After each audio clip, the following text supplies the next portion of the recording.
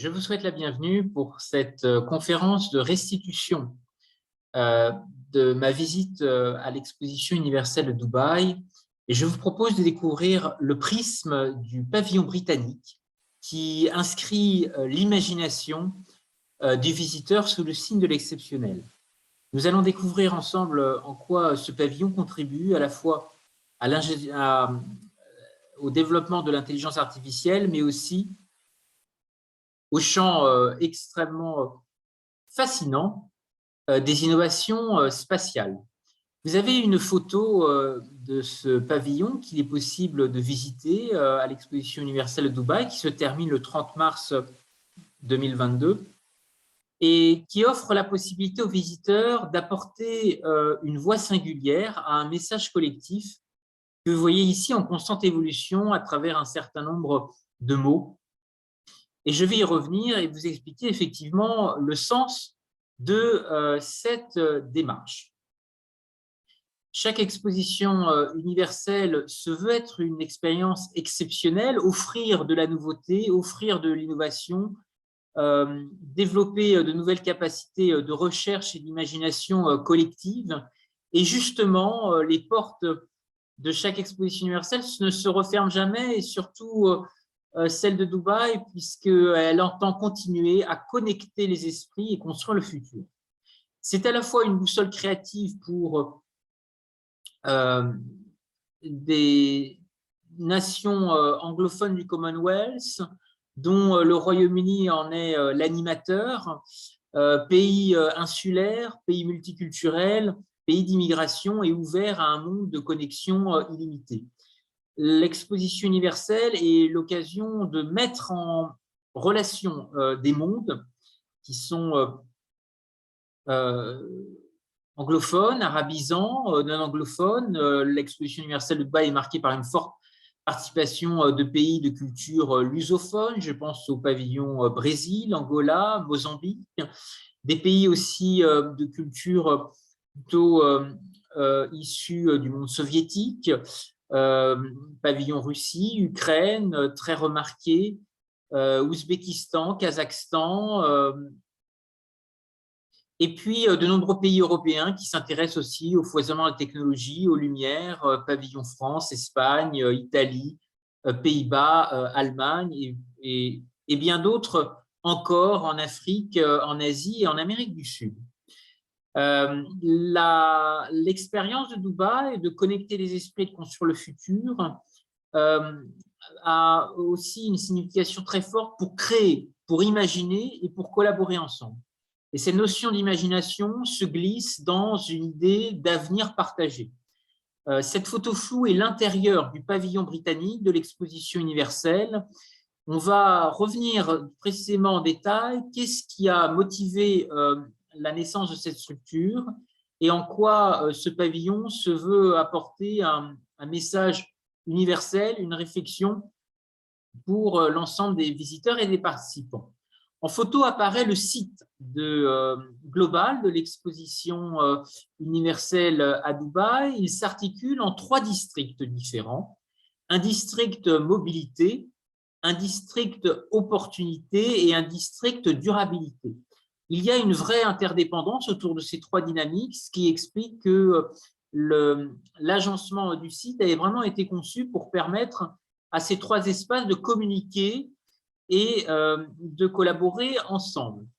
À cela s'ajoute en matière de mobilité terrestre un métro qui a été conçu, qui relie l'aéroport de Dubaï à cette exposition universelle et qui a été le fruit d'un investissement gigantesque de la part d'un consortium franco-japonais qui associe Keolis et Mitsubishi comme principaux acteurs.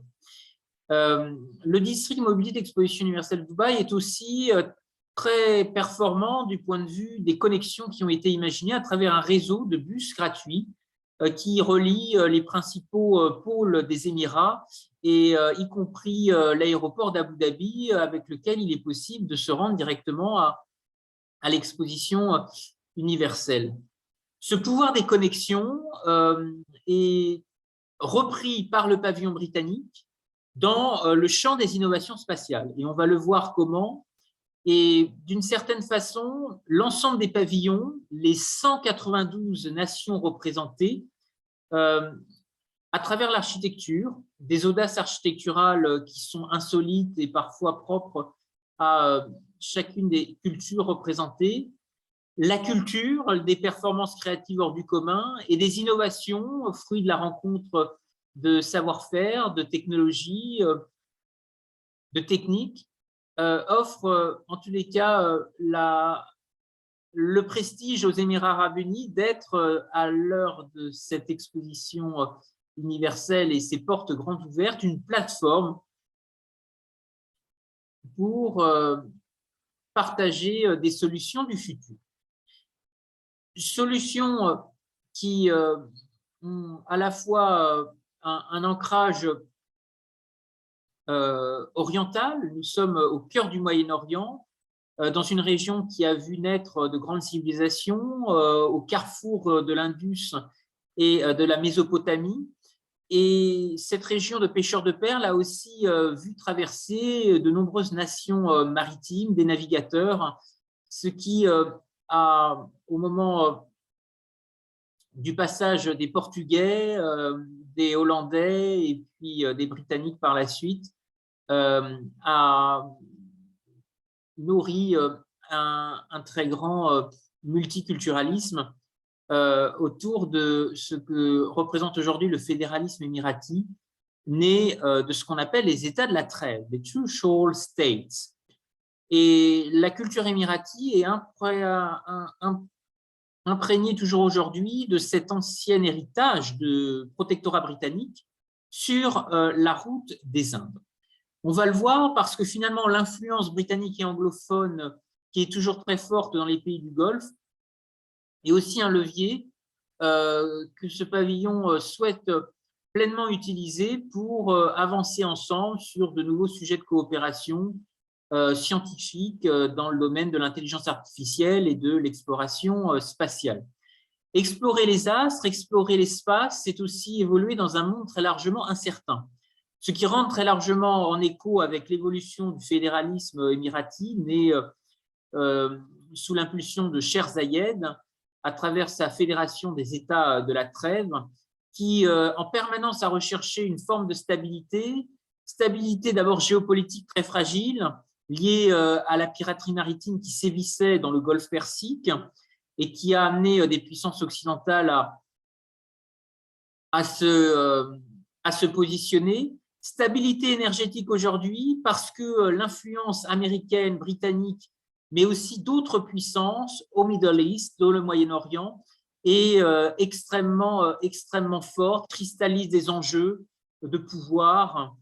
Et les Émirats arabes unis, mais aussi Bahreïn, l'Arabie saoudite, le Koweït et le Qatar aussi dans une moindre mesure, sont une zone d'influence pour de nombreuses puissances états-uniennes, britanniques. Les Européens aussi sont très représentés.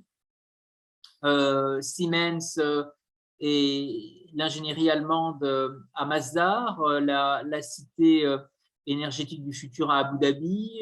Les Français activent aussi une diplomatie d'influence de premier plan. La première visite de Sher Zayed, le père du fédéralisme émirati, à Paris remonte à 1951, où il était venu en France pour notamment y résoudre une affaire d'arbitrage liée à des droits territoriaux réclamés notamment dans les eaux territoriales d'Abu Dhabi, liées à des plateformes offshore d'exploration, d'extraction d'hydrocarbures. Le pétrole, le gaz, effectivement, est aussi au cœur de contentieux entre des pays, entre des compagnies privées. Et c'est encore un sujet, les énergies du futur, qui va peut-être aussi très largement évoluer de la surface terrestre à l'espace. Parce que l'exploitation du gaz, on pense à l'exploitation du gaz naturel liquéfié, à Ras Laffan, où les réserves sont explorées entre le Qatar qui en exploite une grosse partie, et le voisin iranien. Eh bien, dans les hydrocarbures du futur, beaucoup de pays du Golfe s'intéressent aussi à la place que peuvent jouer notamment l'hélium, l'un des gaz les plus légers dans l'univers, les métaux stratégiques aussi, qu'il est possible d'explorer dans l'espace. Il y a une réflexion qui est à la fois portée par des instituts, des centres de recherche, des diplomates aussi travaillent sur ces questions et manifestent un intérêt fort pour les énergies du futur. Alors, les tentatives d'arbitrage qui ont pu cristalliser les tensions ont pu aussi matérialiser des échecs, parfois porteurs d'espoir, dans la maîtrise des mers, des côtes, l'exploitation des ressources marines dans le Golfe. Et d'une certaine façon, la conquête de l'espace, les innovations spatiales représentent un défi pour dépasser notre degré d'incertitude et partager des valeurs qui motivent un esprit d'innovation et de collaboration. Et c'est un des éléments aussi forts et une ambition qui est aussi très largement soulignée par le pavillon britannique à l'exposition universelle de Dubaï, qui est au cœur du district mobilité. Cette mobilité qui est identifiée comme un facteur d'évolution de notre mode de vie, un moyen de rencontrer de nouvelles personnes, de nouveaux interlocuteurs, dans l'espace peut-être de nouvelles planètes, de nouvelles civilisations avancées, et de comprendre d'autres cultures et d'échanger nos idées, nos connaissances sur le monde. Alors, le pavillon Breakthrough Message est inspiré d'un des derniers projets de Stephen Hawking, géophysicien britannique reconnu, et nous invite à réfléchir au message que nous communiquerions en tant que planète si nous rencontrions un jour d'autres civilisations avancées dans l'espace. Ce théoricien et cosmologiste britannique a malheureusement contracté très jeune une maladie dont l'évolution a été lente et malheureusement les débuts ont été précoces dès ses 20 ans, sclérose latérale amyotrophique qui l'a malheureusement complètement paralysé. Mais son esprit est resté incroyablement dynamique et naissant le 8 janvier 1942 à Oxford, il aimait rappeler à titre d'anecdote qu'il était né 300 ans, jour pour jour, après la mort de Galilée, lui-même mort le 8 janvier 1642. Alors, vous voyez ici une photo qui vous permet de montrer la grande capacité d'adaptation de ce grand scientifique britannique et son envie en permanence d'innover et d'explorer l'espace et le futur. Vous avez devant vos yeux le pavillon britannique tel qu'il est exposé, avec un certain nombre de messages qui ont été choisis par les visiteurs de ce pavillon pour apporter leur contribution au message collectif que nous serions amenés à recourir pour communiquer, dialoguer avec d'autres civilisations avancées dans l'espace. D'autres puissances sont aussi intéressées par ce sujet. Vous dire que le pavillon des États-Unis a décliné 3 thèmes: la mobilité en action, la liberté de construire le futur et enfin, le ciel n'a plus de limites. Alors, un sujet qui rentre en pleine cohérence et en résonance avec l'exposition de 1967 à Montréal, Terre des Hommes, qui portait le message de l'œuvre éponyme d'Antoine de Saint-Exupéry et qui célébrait au même moment le centenaire de la Confédération du Canada. Cette exposition universelle, certains ont peut-être eu l'occasion de redécouvrir dans le parc Jean Drapeau à Montréal, dans les îles de la ville, ou même à travers la photo ici de la biosphère, des traces encore visibles. C'est effectivement un rendez-vous de 1967 qui a aussi été très largement pionnier dans les réflexions autour des innovations spatiales, en rappelant que le Québec, et en particulier Montréal, est aussi une terre d'innovation spatiale au même titre que Toulouse, avec la Cité de l'Espace, ou d'autres clusters et pôles de compétitivité qui existent en Europe, Normandie Aerospace, des technocampus à Nantes, à Bordeaux, et d'autres régions qui ont aussi été pionnières en matière de haute technologie navale et aéronautique. L'opportunité de l'exposition universelle en 1967 à Montréal était née du refus de Moscou d'en être l'organisatrice en 1900, décision prise en avril 1962. Alors, les Britanniques ont un grand passé dans ces expositions, puisqu'ils ont été les premiers à vouloir initier en 1851 la grande exposition des produits de l'industrie de toutes les nations, qui s'était tenue au Crystal Palace, que vous avez en photo ici, dans un écrin de verdure qui, à Londres, était Hyde Park, à l'été 1851. Et déjà, en sa qualité de président des Arts, le prince Albert avait créé un comité pour organiser des expositions dans le but d'améliorer le design industriel britannique. Une première exposition à Birmingham s'était tenue en 1849 et avait été suivie de la grande exposition de Londres organisée à l'été 1851. La moitié de l'espace était consacrée à la fabrication britannique et l'autre aux pays étrangers pour montrer leurs réalisations et leurs spécificités.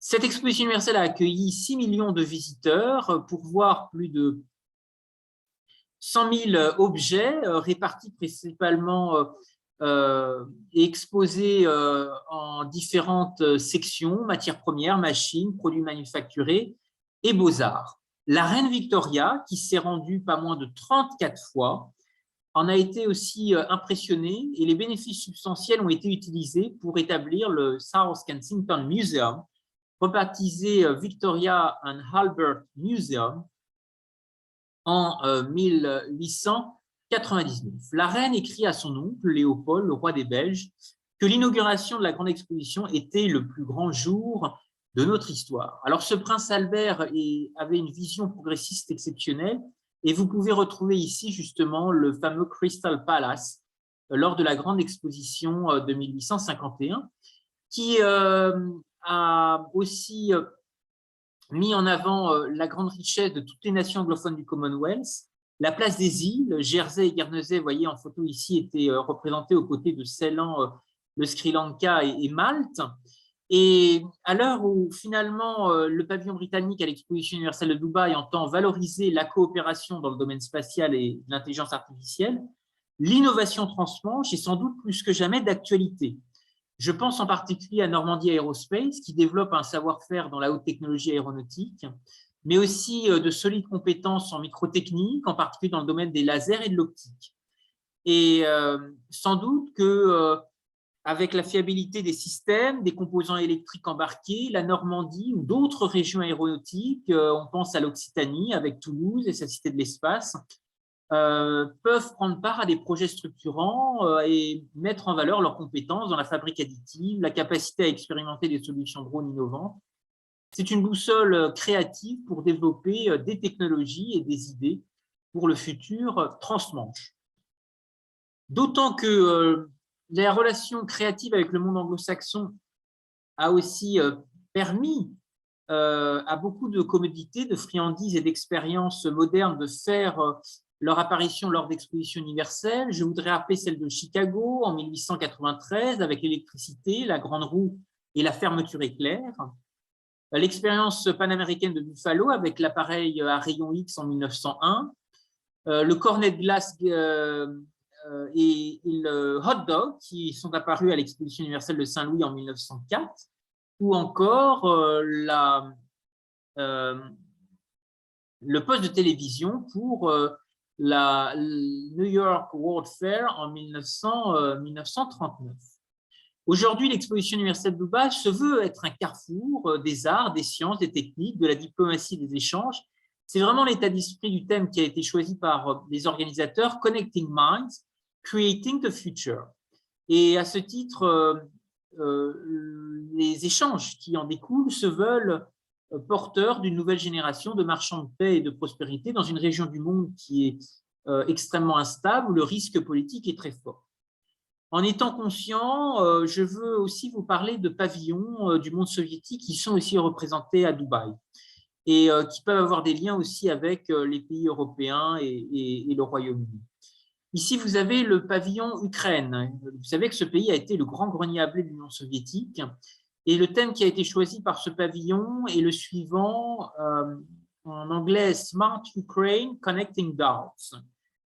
Ukraine intelligente, connecter les points. La diaspora scientifique ukrainienne est très forte et très largement répartie dans de nombreuses capitales du monde entier, dans de nombreuses nations anglophones du Commonwealth, au Canada, au Royaume-Uni.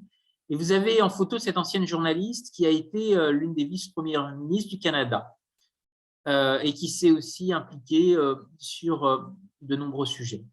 Parmi les innovations exposées au pavillon Ukraine figure notamment un vélo électrique pouvant parcourir 380 km après une seule charge. Pourra-t-il exister dans l'espace? C'est tout le défi qui est posé.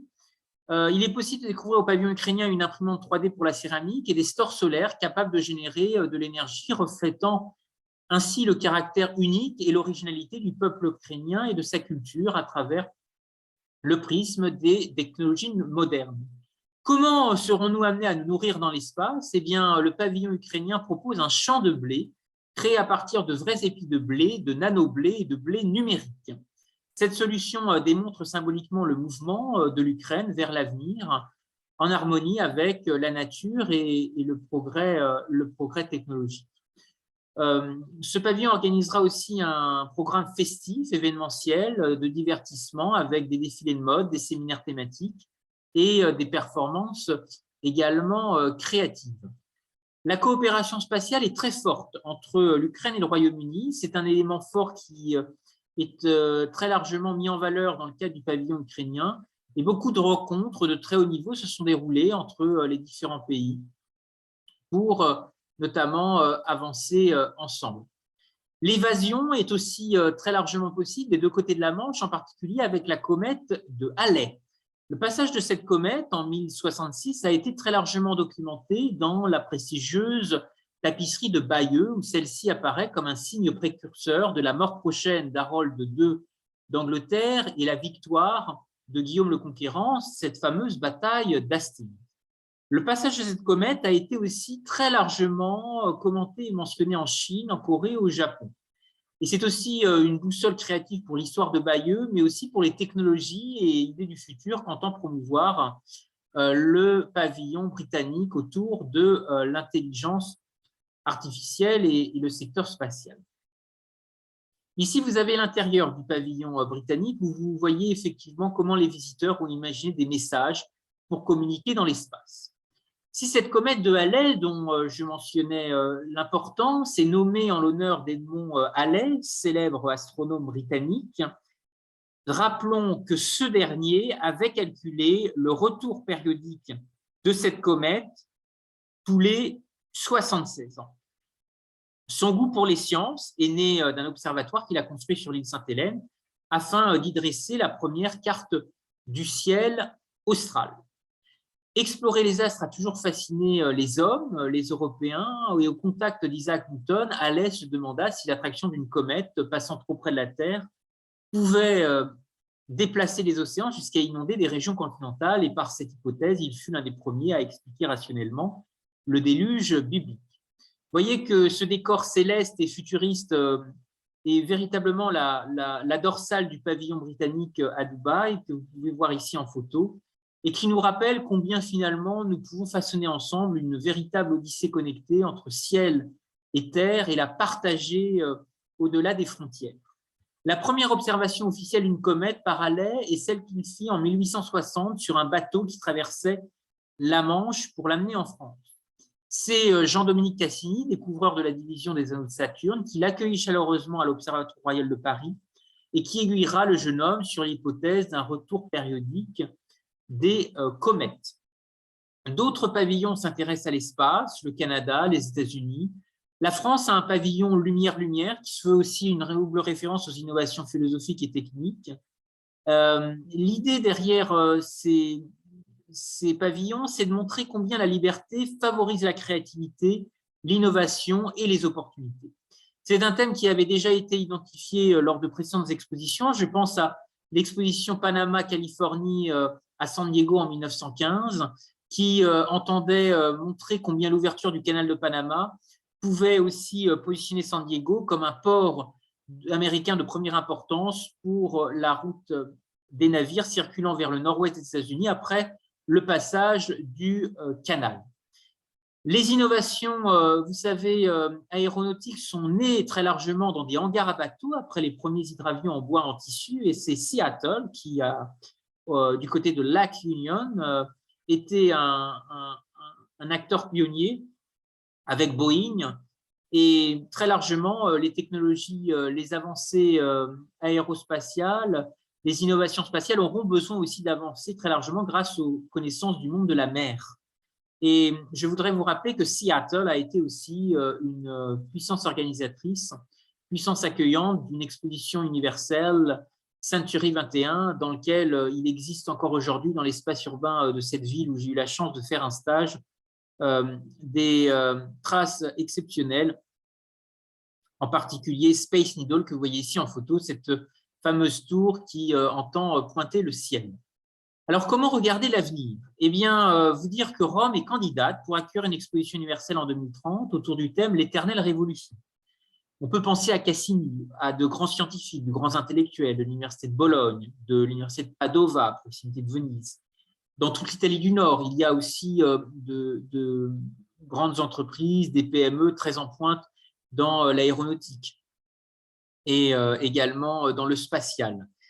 Si l'Italie réussit à accueillir cette exposition universelle, ce sera certainement un thème qui pourra nourrir aussi très largement les sphères de réflexion de ce rendez-vous. Et vous dire que dans l'immédiat, le monde se prépare à la prochaine exposition universelle qui se déroulera au Japon, à Osaka, dans une région très particulière du Japon qui est le Kansai, qui a été le berceau de révolution industrielle très importante sous l'ère Meiji. Et Osaka renouvelle l'essai puisque la ville avait déjà accueilli une exposition universelle en 1970. Et en 2025, elle sera de nouveau l'hôte d'une exposition universelle autour du thème « Concevoir la société du futur, imaginer notre vie demain ». Il existe un partenariat entre le château d'Osaka et le château des Ducs de Bretagne. Et cette exposition à Osaka aura 3 sous-thèmes: sauver des vies, inspirer des vies et connecter des vies. L'existence humaine dans l'espace est passionnante et ce projet immobilier d'avancement sur la mer, à travers cette île que vous voyez ici, qui accueille l'exposition universelle, sera très vraisemblablement un laboratoire vivant des peuples, un laboratoire pour une société de l'avenir, avec l'occasion de partager défis, solutions provenant du monde entier à travers des pavillons tout à fait exceptionnels. Et j'attends avec impatience de voir le pavillon britannique, le pavillon France, le pavillon d'autres nations européennes. Je voudrais vous remercier à tous pour votre attention et maintenant vous proposer d'en débattre avec vous tous. La bulle de discussion est à votre disposition et je vous invite aussi à utiliser le micro si vous le souhaitez. Mon adresse mail apparaît ici si vous souhaitez recevoir les planches de cette conférence. Merci à tous pour votre attention.